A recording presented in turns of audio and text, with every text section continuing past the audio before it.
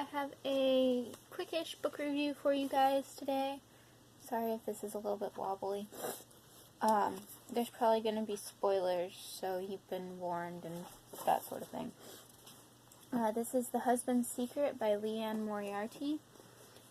It's a mystery thriller type book. It's supposed to be about basically this lady finds a letter that her husband left for her to open after he dies, and when she tells him about it,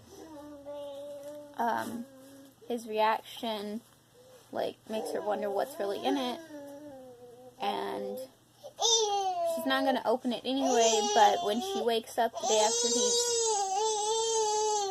after she tells him about it, he rushes home. They live in Australia, and he rushes home from New York, and she wakes up in the middle of the night to hear him up in the attic looking for it, and he's extremely claustrophobic, and he never goes up there.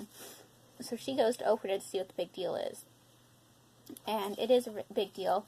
I'm going to try not to spoil it completely, because I have other things I want to talk about this. There's multiple perspectives in this. We follow that lady, Cecilia. We follow Rachel.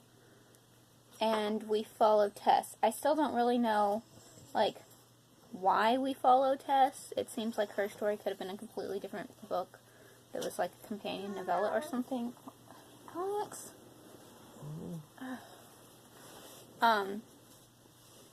But the biggest thing, this book was good, but it wasn't amazing. It wasn't earth-shattering or anything. I would have given it 3 or 4 stars on its own. It had a unique take, so I was going to give it 4 stars. I did give it 4 stars. But this book, in the epilogue, I don't cry at books, but this book in the epilogue had this just tiny little blip of a representation for this thing called Marfan's syndrome, which, look it up if you don't know what it is. And Marfan's is slightly linked to EDS, or Ehlers-Danlos syndrome, which is what I have. And that is the closest thing I have seen as far as representation for EDS is concerned in a book ever. And you'll know I read a lot. And that meant a lot to me. So if it had been more than a blip in the epilogue, if it had been throughout the whole book, that would have gotten another star for me. But even a blip in the epilogue is a big deal.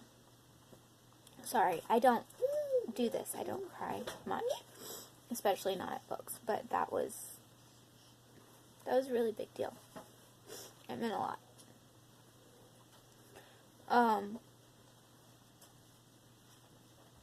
After having read the book, you can see that there is more representation throughout it, but you don't know that it's there until you read it and get the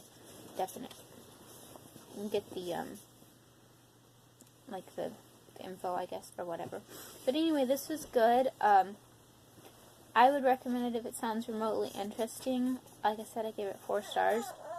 Let me know if you guys have read this, what you thought of it, or any other questions, comments, or opinions you have down in the comment section. I love discussing things with you guys.